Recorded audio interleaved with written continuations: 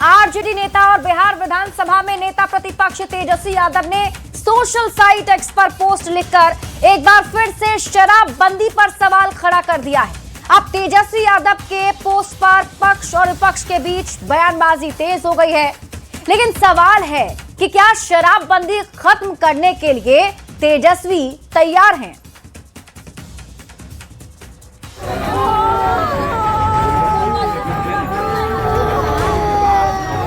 मोतिहारी जहरीली शराब कांड के बाद बिहार में एक बार फिर शराबबंदी पर सियासत तेज हो गई है। आरजेडी नेता और बिहार विधानसभा में नेता प्रतिपक्ष तेजस्वी यादव ने सोशल साइट एक्स पर एक लंबा चौड़ा पोस्ट लिखकर एक बार फिर शराबबंदी पर सवाल खड़ा किया है। तेजस्वी यादव ने लिखा कि बिहार में शराबबंदी कानून अब मजाक बन गया है। इस कानून की आड़ में केवल गरीबों को निशाना बनाया जा रहा है। शराबबंदी कानून के तहत करीब 16 लाख से अधिक लोगों की गिरफ्तारियां हुई हैं। इनमें सबसे अधिक गरीब, दलित, पिछड़े और अति पिछड़े वर्ग के लोग हैं। सरकार उन अधिकारियों और प्रशासनिक लोगों पर कार्रवाई क्यों नहीं करती जो भ्रष्टाचार के माध्यम से शराबबंदी को विफल करना चाहते हैं? आज ये शराबबंदी के नाम पर सुधारक बनने का स्वांग कर रहे हैं। यथार्थ यह है कि इसके नाम पर इन्होंने संस्थागत भ्रष्टाचार को बढ़ावा दिया, अफसरशाही को बेलगाम, भ्रष्ट, आराम परस्त और तानाशाह बनाया। कि बिहार में शराबबंदी विफल है, तो क्या ये सत्य नहीं है? तेजस्वी यादव के पोस्ट ने बिहार के राजनीतिक तापमान को और ज्यादा बढ़ा दिया है। माननीय तेजस्वी यादव, आप इसकी आलोचना करते हैं, यह तो स्वाभाविक है, क्योंकि शराब की कंपनियों से 46 करोड़ 64 लाख रुपया आपने पश्चिम बंगाल से इलेक्ट्रल बॉन्ड के रूप में लिया। एनडीए नेताओं ने तेजस्वी यादव पर पलटवार किया और कहा कि तेजस्वी यादव बिहार में शराबबंदी के खिलाफ हैं। तेजस्वी यादव जी का यह पोस्ट निश्चित रूप से शराब माफियाओं के पक्ष में उन्होंने पोस्ट किया है, वह शराबबंदी के खिलाफ है। उनका यह पोस्ट यही दर्शाता है। 1 अप्रैल 2016 को नीतीश कुमार ने महिलाओं की मांग पर सभी दलों की सहमति से बिहार में शराबबंदी लागू किया। तब महागठबंधन की सरकार थी और सरकार में तेजस्वी यादव डिप्टी सीएम थे। आज तेजस्वी यादव शराबबंदी पर सवाल उठा रहे हैं। सवाल है कि क्या शराबबंदी खत्म करने के लिए तेजस्वी यादव तैयार हैं? न्यूज़ 18 के लिए पटना से आनंद अमृतराज के साथ ब्यूरो रिपोर्ट। मोतिहारी में हुई जहरीली शराब कांड में अब तक 9 लोगों की जान जा चुकी है, जबकि बीमार लोगों की संख्या बढ़कर अब 15 हो गई है। वहीं पुलिस के बढ़ते दबाव की वजह से जहरीली शराब कांड मामले के जो मास्टरमाइंड हैं, कन्हैया यादव और सुनील शाह ने कोर्ट में सरेंडर कर दिया है।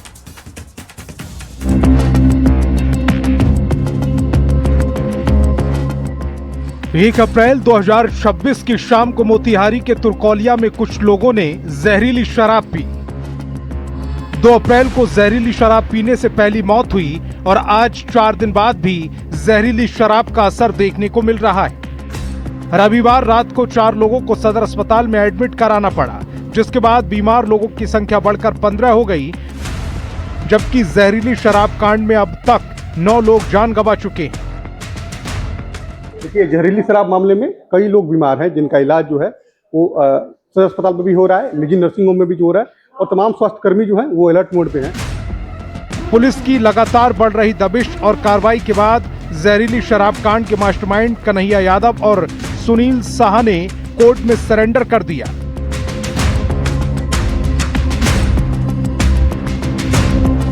दोनों को माननीय न्यायालय द्वारा जेल भेज दिया गया। दोनों मास्टरमाइंड हैं सभी केस में एक दूसरे के लिए। मोतिहारी में जहरीली शराब कांड ने कई परिवारों को पूरी तरह बर्बाद कर दिया।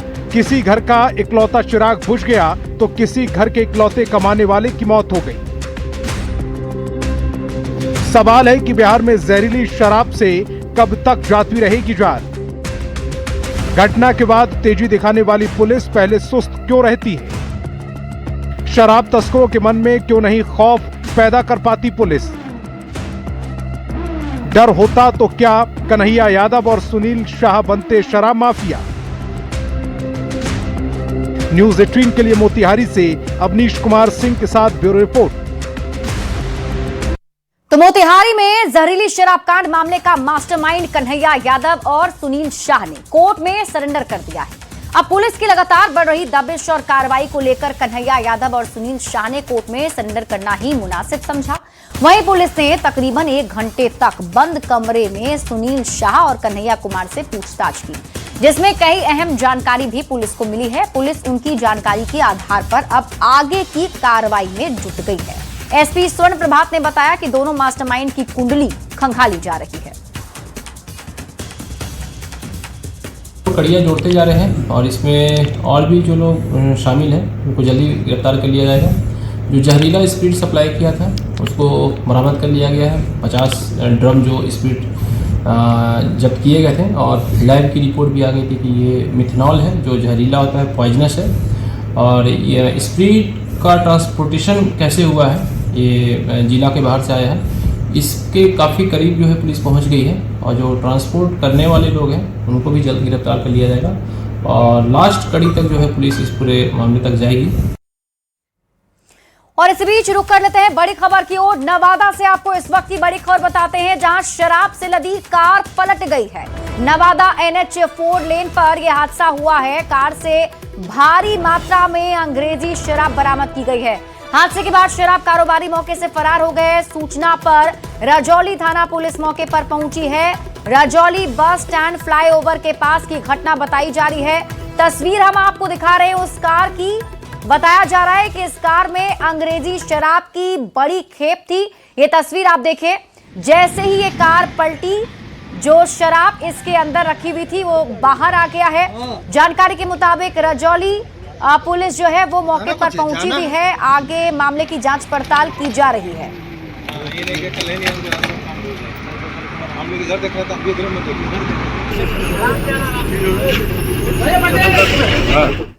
बढ़ेंगे आगे और बात अगली खबर की। जहानाबाद से आई एक खबर ने हर माता पिता को सोचने पर मजबूर कर दिया है, जहां एक हॉस्टल में रह रहे 5 साल के मासूम की मौत हो गई। स्कूल प्रशासन इसे एक हादसा बता रहा है, तो वहीं परिजन हैं जो हत्या का आरोप लगा रहे हैं। ये रिपोर्ट देखिए।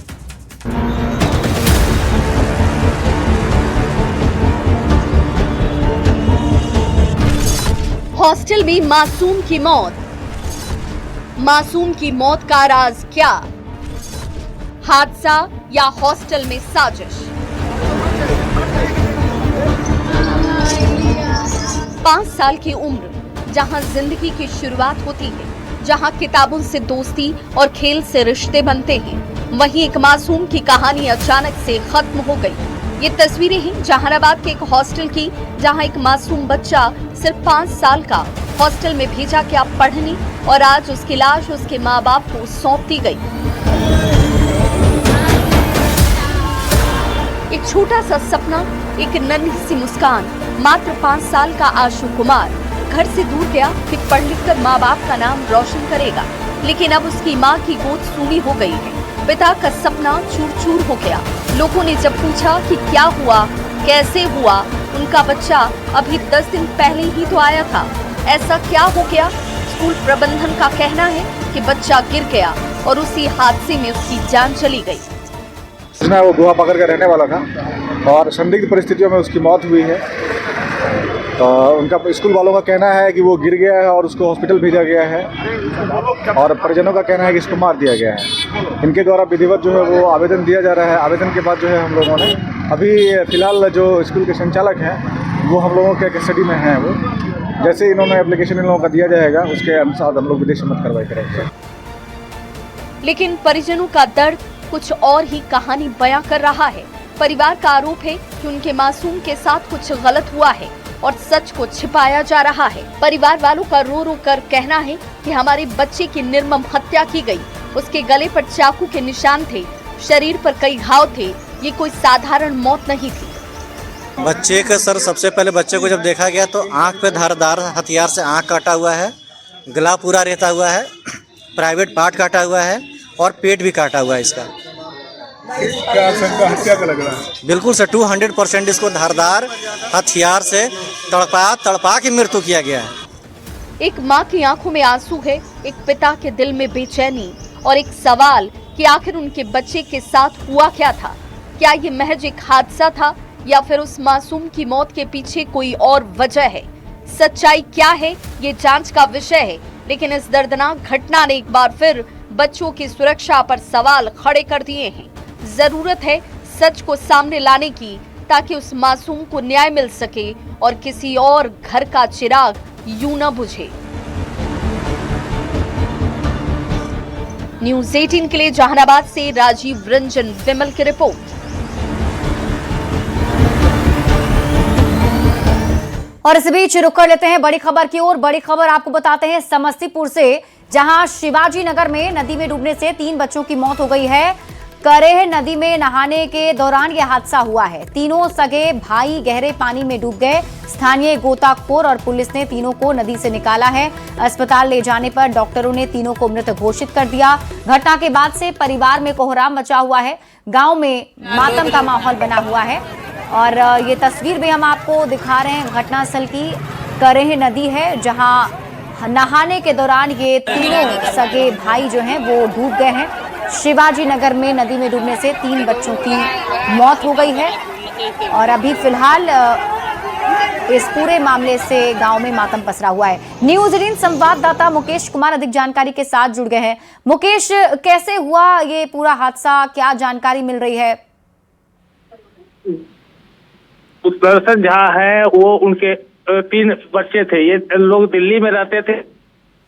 ये लोग गांव आए थे और आज करेह नदी में सुदर्शन झा खुद करके स्नान कराने के लिए ले गए थे और जहां पे ये हादसे गहरे पानी में चले गए। इस खबर पर नजर बनाकर रखिए। शुक्रिया इस अपडेट के लिए। तस्वीरें हम आपको दिखा रहे हैं। देखिए, हर जगह भी मातम पसरा हुआ है। पूरे गांव में गम का माहौल है, क्योंकि ये तीनों जो भाई हैं वो सगे भाई बताए जा रहे हैं। और ये तीनों लड़के नहाने के लिए करेह नदी में गए थे और तभी हादसे का शिकार हो गए। सर, तीनों बच्चे अपने पिताजी के साथ में जो है सो नहाने के लिए गए थे लमसम 2 बजे के आसपास दिन में। उसी में तीनों बच्चा डूब गया। बड़े बच्चे का नाम जो है सो अंकित है, आदित्य, और उससे छोटा जो है हर्ष है, और सबसे छोटा जो है वो कार्तिक है। तीनों का उम्र लमसम, पहला बड़ा वाला जो है उसका उम्र 16 साल के आसपास है, छोटा वाला जो है 13 साल का है हर्ष का, और सबसे छोटा 11 साल का बच्चा है। नालंदा में एनआईए और एटीएस की एक साथ छापेमारी से हड़कंप मच गया। एनआईए और एटीएस की टीम ने शहर के चर्चित पीके गन हाउस में छापेमारी कर कागजात खंगाले हैं। माना यह जा रहा है कि एनआईए ने अवैध हथियारों के नेटवर्क का पर्दाफाश करने के लिए छापेमारी की है। ये रिपोर्ट। एनआईए और एटीएस की रेड से खलबली। पीके गन हाउस में एनआईए एटीएस की दबिश। अवैध हथियारों के नेटवर्क पर शिकंजा।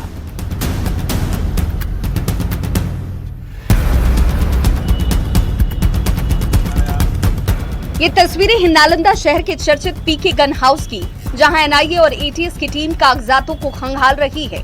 गन हाउस के बाहर गहमा गहमी है। सुरक्षा बलों की टीम पूरी तरह मुस्तैद दिखाई दे रही है। जांच एजेंसियां हथियारों के नंबर, लाइसेंस और स्टॉक रजिस्टर का मिलान कर रही हैं। दरअसल बिहार शरीफ के पोस्ट ऑफिस मोड़ के पास पीके गन हाउस में जब सुबह सुबह गाड़ियों का काफिला पहुंचा तो हड़कंप मच गया। एनआईए और एटीएस ने बड़े ऑपरेशन को अंजाम देकर पूरे इलाके में हलचल ही मचा दी। एनआईए एटीएस की टीम ने करीब 7 घंटे तक पीके गन हाउस में छापेमारी की। ऑपरेशन का दायरा केवल दुकान तक सीमित नहीं था।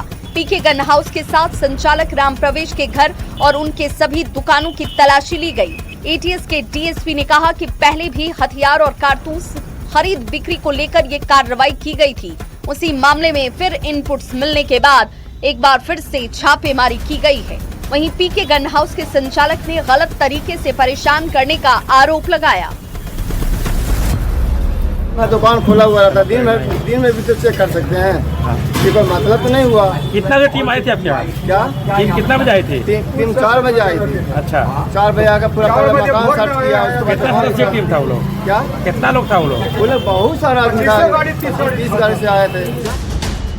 एनआईए और एटीएस की कार्रवाई का मकसद अवैध हथियारों की खरीद बिक्री और उसके पूरे नेटवर्क का पता लगाना था। इससे पहले भी बिहार शरीफ, सोसराय, भागन बिगहा में हथियार और कारतूस की बिक्री को लेकर कार्रवाई की गई थी। कैमूर के मोहनिया में भी बड़ी मात्रा में हथियार और कारतूस बरामद हुए थे। पीके गन हाउस में एनआईए और एटीएस की छापेमारी से कई सवाल उठ खड़े हुए हैं। क्या ये पूरी छापेमारी हथियारों की खरीद फरोख्त के सिंडिकेट से जुड़ी है? क्या नालंदा के सिंडिकेट का नेटवर्क बिहार से अन्य राज्यों में फैला है? क्या नालंदा से जुर्म की दुनिया के आकाओं को हथियार की सप्लाई होती है? क्या इन्हीं हथियारों की मदद से अपराध का कारोबार कायम है? इस पूरे नेटवर्क का मास्टरमाइंड कौन है? न्यूज़ 18 के लिए नालंदा से अभिषेक कुमार की रिपोर्ट। बिहार के वैशाली से एक ऐसी खबर सामने आई जिसने इंसानियत को झकझोर कर रख दिया है। दहेज की मांग में एक और बेटी की जान ले ली है। आरोप है ससुराल वालों ने पहले पेट्रोल डालकर उसे जिंदा जलाने की कोशिश की और जब वो बच गई तो अस्पताल में उसे जहर का इंजेक्शन देकर मौत के घाट उतार दिया। हमारी ये रिपोर्ट सिर्फ एक घटना नहीं बल्कि समाज के सामने खड़े कई कड़वे सवाल भी उठाती है।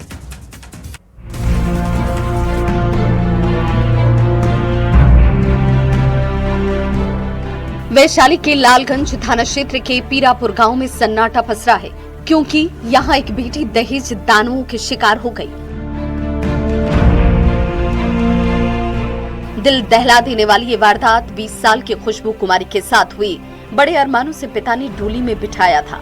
खूबसूरत सपनों के साथ खुशबू अपने पति के साथ विदा हुई, लेकिन 2 साल के अंदर ही यातनाएं शुरू हो गईं।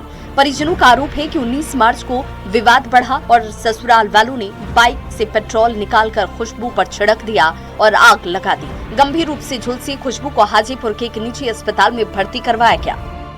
आग कौन लगा लिया? उसका ननद सास करा। मैंने पूरा फुल फैमिली मिलकर इसको डेली मारता था। किस लिए मारपीट करता था? वे दान दहेज के लिए मारता था। अच्छा। एक बार भाग के भी गई थी तो दोबारा आया था। अच्छा। तो फिर बुला के लिए आया कि नहीं करेंगे ऐसा। उसको समझाता हूँ। यहाँ रोक रहे थे तब इतना जबरदस्ती आग लगा दिया। माने आप आने के बाद यहाँ रोके थे कि रुक जाइए, हमारा पूरा फैमिली आएगा देखेगा तो आग लगाइएगा। यहाँ का गाँव वाला भी और मिल के लोग जबरदस्ती आग लगा दिया।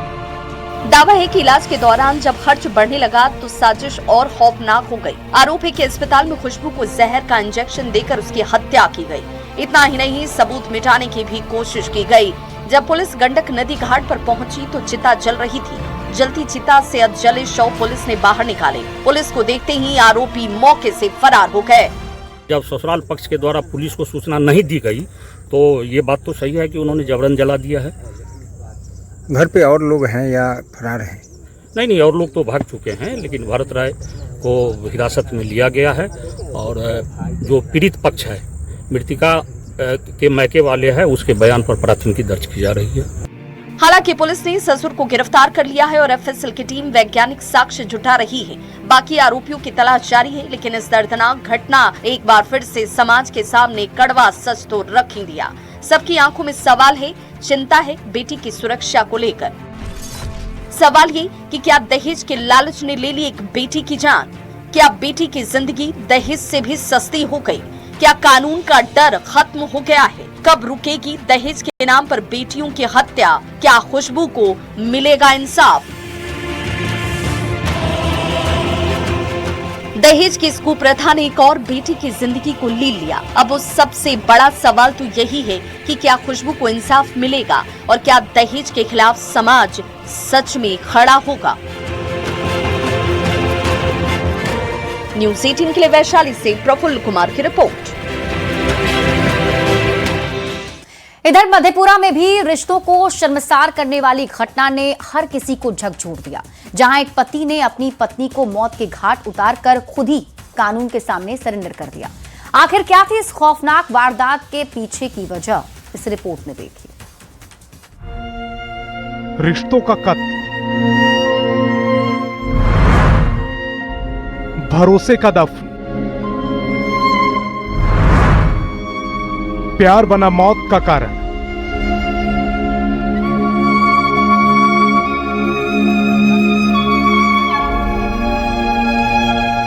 कभी 7 फेरों का वादा कभी साथ जीने मरने की कस्में, लेकिन मधेपुरा में एक पति ने इन सभी रिश्तों को एक झटके में दफना दिया। ये कहानी है उस भरोसे की जो बांसबाड़ी की मिट्टी में दफन हो गया। एक पति ने अपनी ही पत्नी की बेरहमी से हत्या कर दी और फिर उसके शव को बांसबाड़ी में गड्ढा खोदकर दफना दिया। आकर सो रहे थे, तभी रात को 12 बजे घटना हुआ और कुछ दूरी पर एक किलोमीटर दूरी पर मम्मी को काट बांसबाड़ी में गाड़ दिया। पत्नी त्रिफुला जो अपने पति सुरेश ऋषिदेव के साथ जीवन बिताने की ख्वाहिश रखती थी, उसी पति के हाथों एक पल की गुस्से में या शक की आग में उसकी जान चली गई। फिर क्या, पति ने ठंडे दिल से शव को उठाया और बांसबाड़ी में निकलती हुई हवाओं और झूमते बांस के बीच अपनी पत्नी को दफना दिया। सोचिए, जिस हाथ ने मांग में सिंदूर भरा था, उसी हाथ ने जीवन की लकीर मिटा दी। लेकिन कहते हैं ना, अपराध कितना भी गहरा क्यों ना हो, सच कभी छिपता नहीं। वारदात के बाद आरोपी पति खुद थाने पहुंचा और अपने जुर्म को कबूल कर लिया। बात को गौर किए तो पापा से पूछा तो कितना कहने पर तब बोला अपने आप की हम मार दिए हैं, और पूछे तो तब बोले काट दिए और वो आराम दे दिए हैं।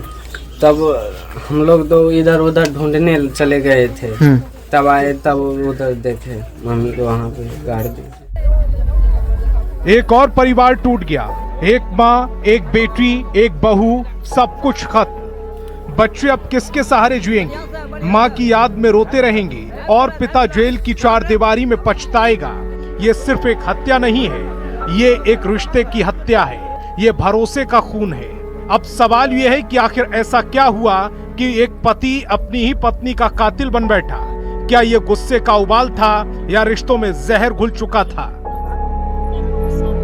लोग को पता है कि जब 8 बज गया ना तो बोला कि जो त्रिपुल देवी का मौत हो गया। कैसे मौत हो गया? तो बोला जो उसका पति ने मार दिया। कैसे मार दिया? तो लड़ाई झगड़ा हुआ था, और तो पता नहीं है। जो अपन तो यही कहना चाहते हैं जो कड़ी से कड़ी उसको सजा मिलना चाहिए कि फिर दूसरे जगह दूसरे बहू बेटी को ऐसे ना करे।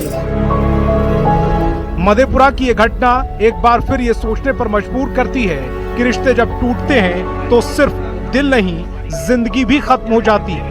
काश इंसान को ये समझ आ जाए कि रिश्ते निभाने के लिए ताकत चाहिए, तोड़ने के लिए नहीं। बहुत सारी वजह हैं और उन वजहों से दूरी रिश्तों में बहुत जरूरी। न्यूज़ 18 के लिए मधेपुरा से श्रीकांत राय की रिपोर्ट।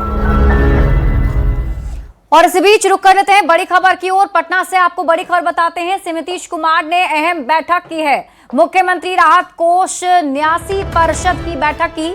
पटना के संकल्प सभागार में यह बैठक हुई है। आपदा पीड़ितों को सहायता को लेकर नीतियों की समीक्षा की गई है। तो इस वक्त की बड़ी खबर आपको पटना से बता रहे हैं। मुख्यमंत्री नीतीश कुमार ने आज एक अहम बैठक की। मुख्यमंत्री राहत कोष न्यासी परिषद की यह बैठक हुई है। पटना के संकल्प सभागार में बैठक हुई थी, जिसमें आपदा पीड़ितों को सहायता को लेकर नीतियों की समीक्षा की गई है।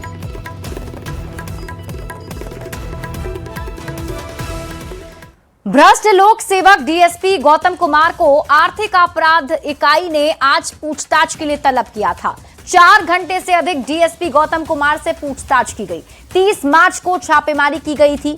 करोड़ों की संपत्ति अटैच की गई थी। पूछताछ के बाद किशनगंज के डीएसपी गौतम कुमार को बिहार सरकार ने सस्पेंड कर दिया है। आय से अधिक मामले में ईओयू की बड़ी कार्रवाई हुई थी। खबर आपको भागलपुर से दिखाते हैं, जहां सोशल मीडिया में फायरिंग करते हुए एक वीडियो जो है युवक का वायरल हो रहा है। वायरल वीडियो में साफ देखा जा सकता है कि 2 युवक हाथ में देसी कट्टा लेकर बीच सड़क पर दहशत फैलाने की कोशिश कर रहा है, जिसके बाद एक युवक देसी कट्टा के साथ हवा में फायरिंग करता है। हाथ में देसी कट्टा लिए युवक सड़क पर किसी को धमकी भी दे रहा है। हथियार लहराते हुए युवक का वीडियो वायरल होने के बाद दहशत का माहौल है। वायरल वीडियो भागलपुर के बरारी थाना क्षेत्र का बताया जा रहा है। हालांकि न्यूज़ 18 इस वायरल वीडियो की पुष्टि नहीं करता है।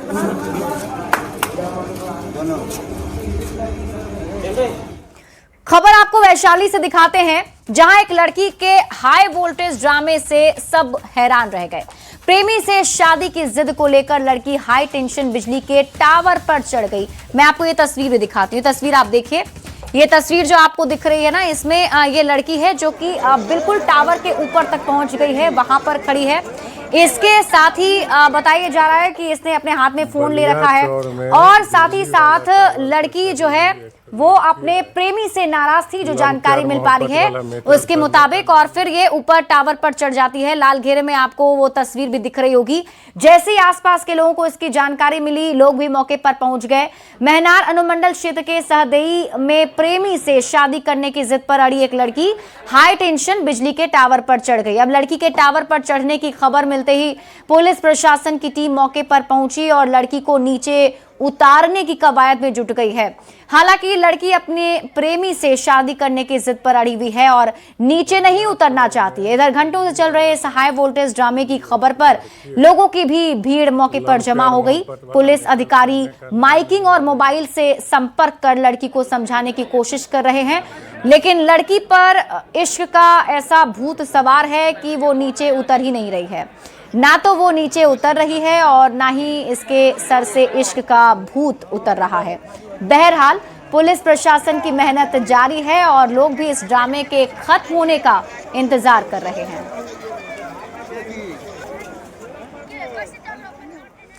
और अगली खबर आपको दरभंगा से दिखाते हैं। दरभंगा में सड़क हादसे का एक दिल दहला देने वाला वीडियो सामने आया है, जिसमें ट्रक की चपेट में आने से साइकिल सवार सफाई कर्मी की मौत हो गई है।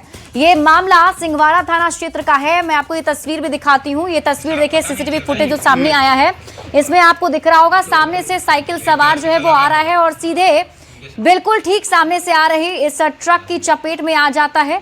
और यहाँ पर आपको दिख रहा होगा ये साइकिल सवार जब इस ट्रक की चपेट में आता है तो गंभीर रूप से वो घायल हो जाता है। दिल दहला देने वाली ये तस्वीर है घोड़दौड़ चौक के पास की, जहां साइकिल सवार सड़क को पार कर रहा था और तभी वो ट्रक की चपेट में आ गया। घायल को स्थानीय लोगों ने तुरंत ही स्वास्थ्य केंद्र पहुंचाया, लेकिन घायल की हालत को देखते हुए उसे डीएमसीएच रेफर कर दिया गया है। हालांकि इलाज के दौरान उसकी मौत हो गई। घटना के बाद आक्रोशित सफाई कर्मियों ने काम ठप कर दिया है। हम ही उतर करके ट्रक वाला को रोके हैं और रोकने के बाद हम जाकर सूचना देने के लिए उसको बाप मतारी को गए घरे, तब तक ले ट्रक वहीं था।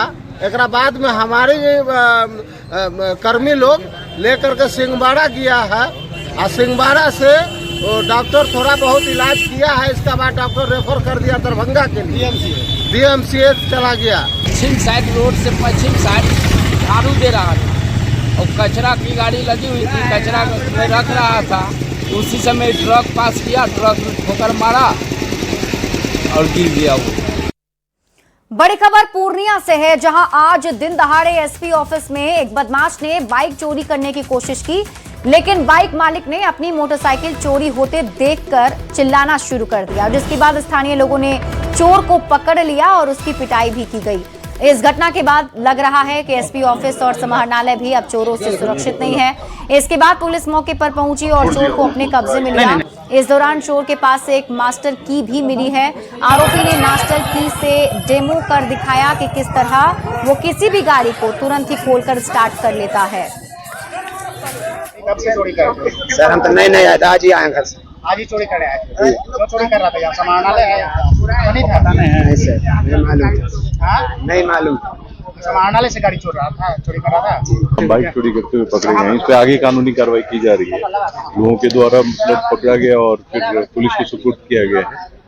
काफी चोट लगी हुई है, उनका मेडिकल इलाज कराना है, उसके बाद आगे की कार्रवाई होगी।